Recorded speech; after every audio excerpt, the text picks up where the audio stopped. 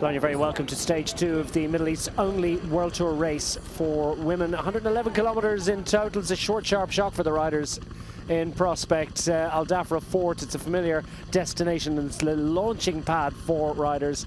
It's set to be a windy one. We're heading towards the coast today. Heading to Al Mirfa, down by the seaside. And this is what we have in prospect. Couple of sprints along the way, intermediate sprints, but getting the usual early break established is going to be complicated.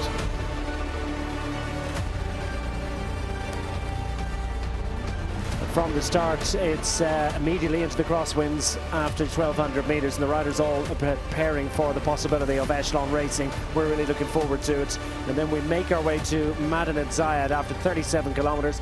First of the intermediate sprints will be undertaken. 3, 2 and 1 bonus seconds on offer for general classification, plus points towards the black jersey intermediate sprints competition. A little bit further down the road, Habsham, we should have tailwind at this point, and we should have our groups established as well. Which of the general classification contenders will still be chasing? Which of the sprint superstars will be in the clover at that point? And exactly how big is the group going to be as it heads towards the conclusion? Ever so slightly downhill, nothing that you'd really notice worth the mention on screen at any rate on the approach to the finish line. Takes us down to Al Mirfa. We saw a great stage here in 2023. Are we going to see something similar today? That's the profile. As you can see, not much in the way of elevation change, but the wind is blowing here at Al Dhafra Fort. And the riders signing on for duty. We've lost a few since yesterday. We saw crashes aplenty, unfortunately. We hope that won't be repeated today, and we'll let you know about the significant injuries and those riders who are unfortunately not going to be able to take part in what's set to be another spectacular day of crosswind racing here in the Middle East. A few riders licking their lips, including this rider. She is the overall race leader. She won yesterday on stage 1. She won in this equivalent stage, very similar parcours in 2023. Lorena, you know the Al Mirfa stage. You have won yesterday. How is your confidence? Yeah, I'm looking forward to today. It will be really windy. We feel the wind already, so I think it will be an exciting stage, and I think we have a really strong team here for the echelons. So yeah, we are confident in today, but you never know what happens in a day like this. Does this fourth place yesterday increase your ambitions for today?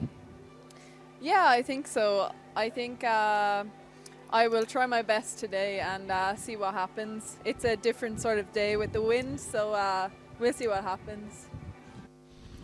Lorena Wiebes and Mia Griffin sprinting well yesterday. Slightly different character of a stage. We wonder what the composition of that final group going for glory tomorrow, or indeed this evening, is going to be.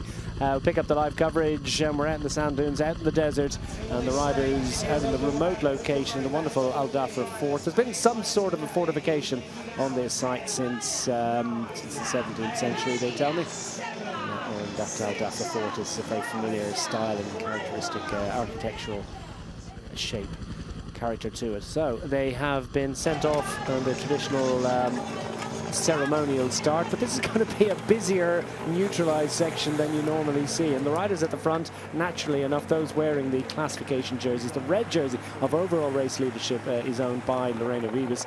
Second across the line yesterday, Charlotte Cole. She's wearing the green jersey and the white jersey. Third across the line yesterday, best young rider, Nienke Veenhoven.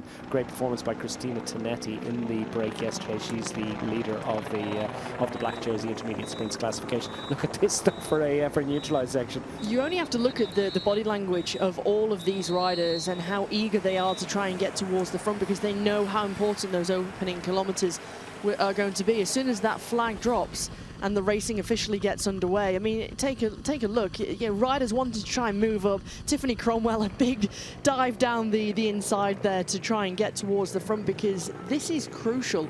And it's not just for the teams and the riders knowing they need to be up towards the front, but if you can imagine, every single team manager right now is on the radio saying, you need to be up towards the front, the echelons are going to form, you can't be on the wrong side, and this is exactly where you don't want to be. Urshka Zigard came into this race saying this is where she wants to improve, and already right now she's at the back, and this is prime position to get caught out. Well, it's so physically demanding, and that section, and the race director, doing what he needs to do to keep the pace as low as he possibly could.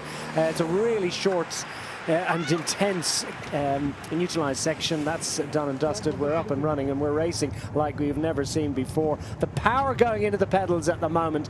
It looks like Bachstedt's hit the front. She'll be absolutely loving this. She's got lots of watts to bring to the party, and they are just going to absolutely smash this one and see what sort of group is going to emerge and how big that group is going to be. And former Irish champion there, Laura Gillespie, straight to the front, knowing exactly what the tactic will be for UAE Team ADQ, because we're not just thinking about the stage victory today and being in the right group. This is also about the general classification. We all know that Jabal Hafid tomorrow can be the place where you can gain time on your general classification rivals, but you could have lost it already by today if you're on the wrong side here. UAE have 3 riders in the top 10, including Elisa Longa-Borghini, the favourite for overall success, and a rider who's not just won this race before, but she's also performed with great distinction on this particular stage, and that's what you want. And it's communication between the riders is as important as the watts they're bringing to it today, isn't it? Quite right.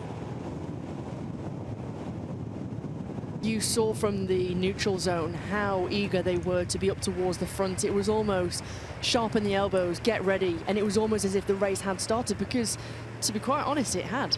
Even though you're in that neutral section, you wanted to hold your position. You knew exactly what was about to come. If you saw the body language of Silvia Persico, for example, it just gave you the clear indication that UAE Team ADQ, they wanted to try and do something. Maybe they don't want to rest on the laurels and only wait for Jabal Hafid to try and win the overall general classification. They want to put all of these riders under pressure. They don't want to leave it to the penultimate stage. The first 37 kilometers of an hour of this race are going to be in this crosswind kind of scenario, and the advantage, a scant 12 seconds. That is an almost organized group behind. It's large in number. You can be sure that any UAE's the human powered healths and are in that group are not going to be contributing. But for the and of course the SD Works won't be helping out.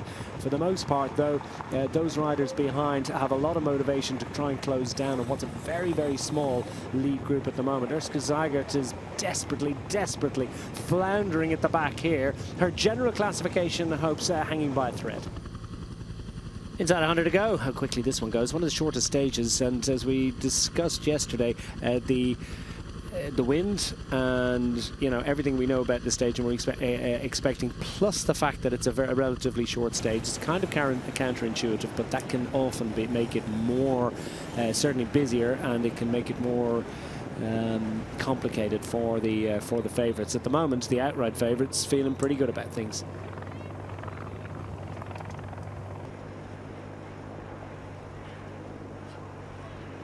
All to crash up the front in that front group on the right-hand side. A couple of riders are down. Perfect illustration of what you said, being shoved into the gutter, touch of wheels, and bikes moving around in the wind more than ordinarily would be the case. For some riders, it's so challenging, and it's a difficult moment. I think it's for our black jersey rider, the Italian rider who's starting to feel it a bit, Cristina Tonetti. Riders just sweeping left and right. And, you're shoved from the left, and the ripple effect down into the back of that group. Someone's going to pay the price. It's a bit like yesterday, in that the start of the crash was 20-30 riders in front of the first rider to actually go down.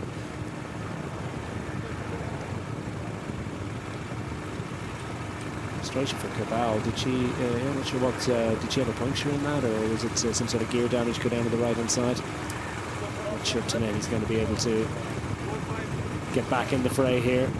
Struggling to put weight on that leg, and yeah, very painful. Good to see Cristina Tonetti back on her bike. She's racing solo. It's a really tough day in prospect for her. Trying to get to chase the time cut there, and you hope that her leg is able to recover.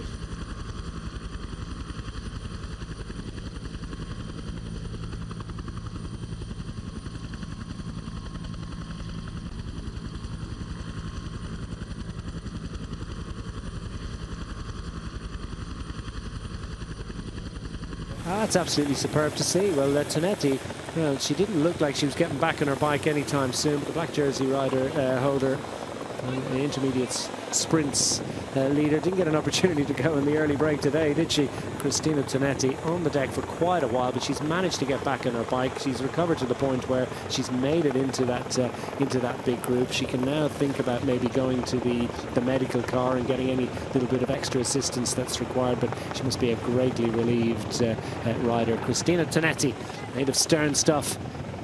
Continuing to go up as we approach the first intermediate sprint of the day.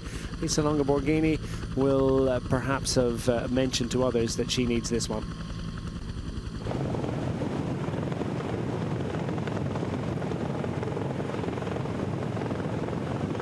So gap is going out at a rate of knots, and it's looking really good here as the UAE Team ADQ squad they own all the pacemaking.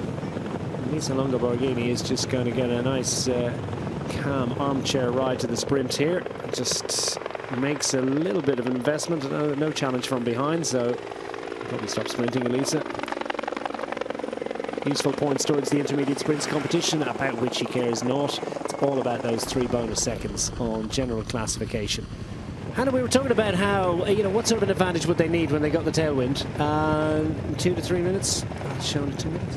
I think at least 3 minutes they would need, particularly as soon as, if not even more, particularly when you've only got 5 riders who are there, and you're up against a whole peloton. You're up against teams who have got riders at their disposal who can ride themselves into the ground, all for their big leaders.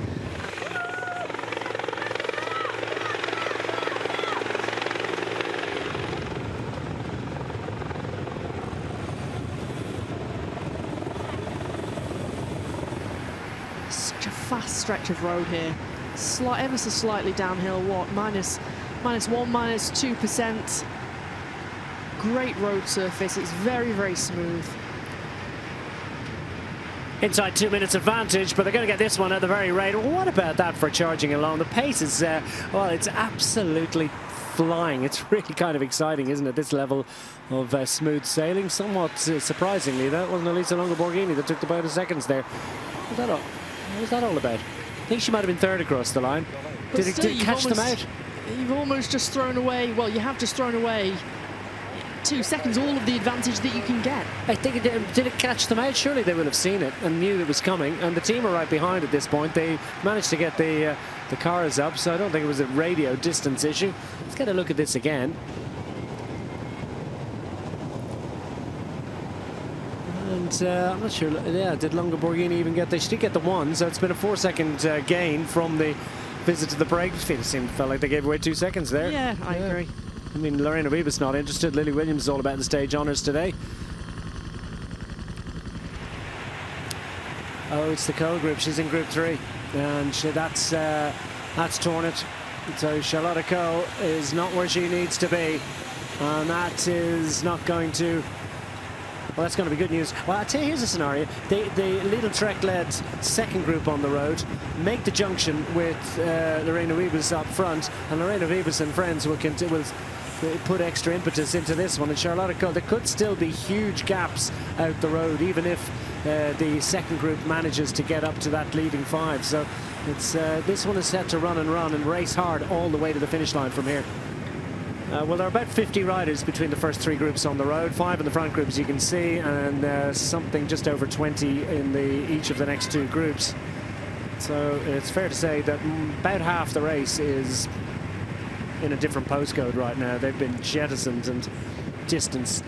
And, the real superstar here is Elisa Longo Borghini, because she is a fabulous climber. She's a wonderful time trialist. She can do a little bit of everything. She is amongst the best all-round bike riders on planet Earth, and she is just demonstrating that the truth of that today. She is, what a sort of a classics ride it is from a rider who's also a GC contender. And you heard again just then, Karl-Heinz Schwinkel saying, Elisa, come on, you're on the front so long, you're actually putting us. This is a detrimental effect. You're not actually helping. The fact that you're so strong, you're in such good form, you're actually doing damage to the fact whether our group is going to stay away or not. Yes. And Schwinkel's she's not afraid to say that and to really have that communication, that verbal communication. To have that strength of character as well, to talk to a rider of her reputation. I mean, she's very much your team leader, but to feel like I understand this sport at least as well as you do, and I understand better than you do just how much me and poor Lara are suffering here. Yeah. You know, yeah. I agree. You're quite right to have that ability and that character and that personality to not be afraid. But I think also that's what makes a great team cohesion. You don't feel afraid to speak to your big leaders within a team. You're not afraid at what they might think, and you're willing to contribute to the whole team's success, because ultimately Elisa Longo-Borghini could stay on the front now for another minute and a half, but if she's really starting to put the hurt on the other riders in this group, and you start to see it fragment, well, ultimately it's going to go to the peloton's advantage. 7.5 to go. It's up to 1.25 minutes. The advantage is going out. Elisa Longo-Borghini, long turns, decent turns too from Lorena Wiebes. A decent contribution. Nothing coming from Lily Williams. We know what she's cooking up here. Watch for her tightening those boa straps on her shoes, because something's coming. Has to, or is it? Or is she going to back her sprint? Or is it inconceivable that you could get off the front of this group at the way that Elisa Longo-Borghini and Wiebes are towing it along? Still Lara Gillespie, all straight arms and on the drops. You can tell that the effort is really starting to take its toll, and everybody's shouting, and even Gillespie shouting at Swinkles there that I just need a little bit of an extra second. And then even Wiebes to Gillespie, because Gillespie's let the wheel go, and it's meant that Wiebes has had to close things. So it's starting to get a little bit fraught there in the group, but still they've got that advantage, 1 minute and 20 seconds. And now gritted teeth for Lizzie Dignan on the front four Lidl track to try and salvage something here for Elisa Balsamo. 1:06, well, with 2.8 kilometers to go, this, I'm afraid, is looking likely to be all but too late. Yeah, it's surely for the break at this point, and are they going to retain fully the minute and a bit advantage, plus the bonus seconds to be contributed as well after that? It's a long, straight drag race all the way down to the final 250 metres, and then we've got a K-ride, a 90-degree right-hander into the finishing straight. It's going to be all about positioning yourself into that slightly smaller group gunning for glory today, so that's going to reduce the technical aspect, I suppose, of the finish. But this is, in many ways, a straightforward finish, and it's the maximum focus on that final bend. Maximum focus on that, and it's almost straightforward, but it's also, you can see the speeds. This is doing so much damage, particularly to Caroline Swinkles, just under the pressure that Lara Gillespie is setting right now, because she wants to commit fully to give as much time to Elisa Longo-Borghini as possible right now. And Lily Williams and Lorena Wiebes are just able to follow, watch. You start to see the body language of Swinkles, the head start to rock and roll. Inside 2 to go, and they know that often there's a huge amount of time is leaked in the last couple of kilometres, so they're going to ride it all the way to the line. I wonder, that was a massive effort there from Lara Gillespie, and as you mentioned, Caroline Swinkles just dropping to the back of the group, almost dropped off the back of it, and any rider that's finishing their turn is struggling to close the wheel, as Lara Gillespie is on Caroline Swinkles at the moment. Elisa Longo-Borghini is going to take them under the kite with Lily Williams and Lorena Wiebes and her two teammates in tow. And Elisa Longo-Borghini will stay on the front, I think, if she'd be happy enough, I think, to do it all the way to the line from here. Certainly wouldn't be upsetting Lorena Wiebes, who's the red-hot favourite for glory today. Is there any way that any rider could contemplate an attack? And if any rider is going to, it's got to be Lily Williams, second in line here. And don't forget, you've got that final corner coming with only a couple of 100 metres to go, and that's really going to be one of the absolute key points, key moments as they go under the Flamme Rouge. 1,000 metres remains. Who has got enough to try and challenge Lorena Wiebes? And is there going to be any counter-attacks or attacks going through as Swinkles makes an acceleration on the left-hand side? Just trying to cause a couple of cracks here and soften the resolve of any rider who might be minded to attack. Williams got herself where she needs to be, but is there going to be any sort of slackening of the pace which would be required to promote an attack? Williams, all of these riders must be absolutely shattered. They're coming down to the final bend. It's surely going to come down to something of a sprint now. Swinkles has done her turn and going to hand it over to Gillespie to lead out Longo-Borghini into the final bend. Lorena Wiebes is in prime position to to eat this one up for another victory, a second in succession. And here she comes, like a rocket out of a gun. And is she going to get to the line in time? Lorena Wiebes surely has enough in hand, and she's going to get the glories 2 days in a row, a second time into Alberta. It's glory for Lorena Wiebes as she takes the victory from Lily Williams. But what a great day out too for the UAE Team ADQ squad, led home by Elisa Longa-Borghini, and they will be paying great tribute to Lara Gillespie and Colin Swinkles after that. What a victory. Professional victory number 95. Absolutely superb. Lorena Wiebes, so cool, calm and collected. Slam dunk at the end, but it took a... Absolutely. That's a 111 kilometre long lead out, that one was, wasn't it? Yeah. And I think top job from UAE Team ADQ, top job from Wiebes, top job from Lily Williams. The fact that they've held off this group who have been chasing, they have sometimes lost that impetus, and it's always been a little bit messy and fragmented, but in the end they've been able to hold off the chase behind, and now it's starting to look as though SD Works Pro Time, well, what can Barbara Grishia do? Can she try and get a top 10 for that squad?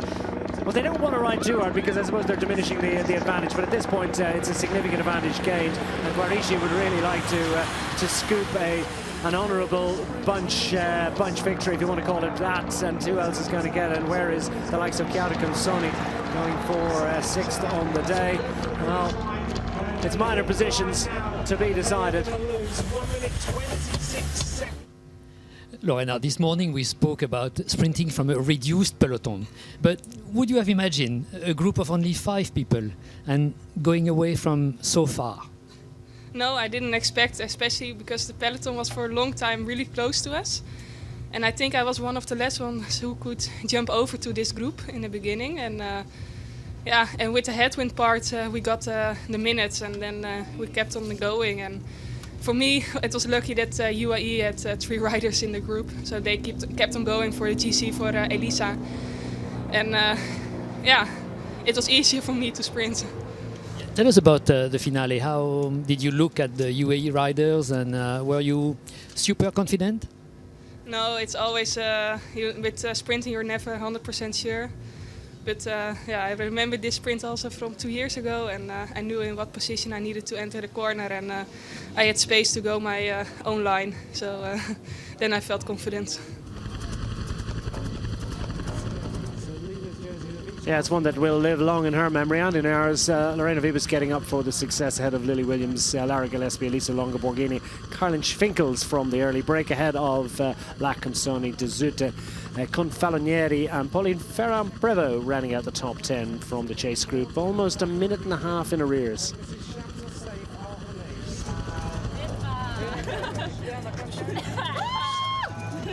Present to you the winner of stage 2 of the UAE Tour from SD Works Pro Time, Lorena Wiebes.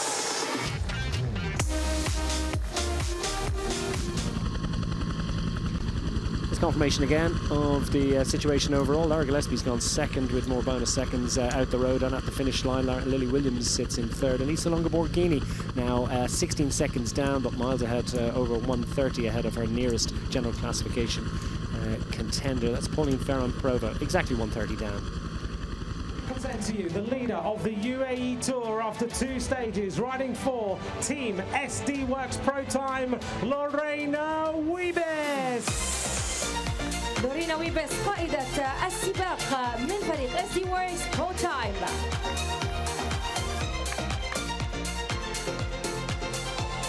Situation, as I said, almost to double the advantage of her nearest rival, Lara Gillespie, Elisa Longa-Borghini, as a result of her foray in the break today. So thereabouts. Might get a result tomorrow, might actually challenge for the green jersey at the end of tomorrow. She's going for red there. Swinkles, Williams, Cole and the rest, a smattering of breakaway riders and sprint superstars in that top 10. We present to you the leader of the points classification in the green jersey from Team SD Works Pro Time, Lorena Wiebes. 48-second advantage over Nika Veenhoven, the erstwhile leader of the young rider classification for Julie de Wilde. We present to you the best young rider in the white tacker jersey from Phoenix to Koenig, Julie de Wilde. أفضل دراجة شابة جولي دولادة من فريق فينيكس. We present to you the leader of the intermediate sprints after 2 stages.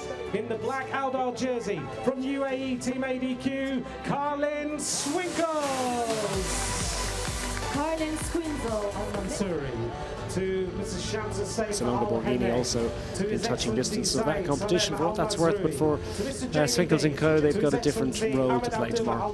Very much different, very, very different. And of course we've got that long section before we get to that final climb of Jebel Hafid, and so it's very much about keeping Lisanne Borghini out of trouble, saving as much energy as possible, and really starting to think about that final climb.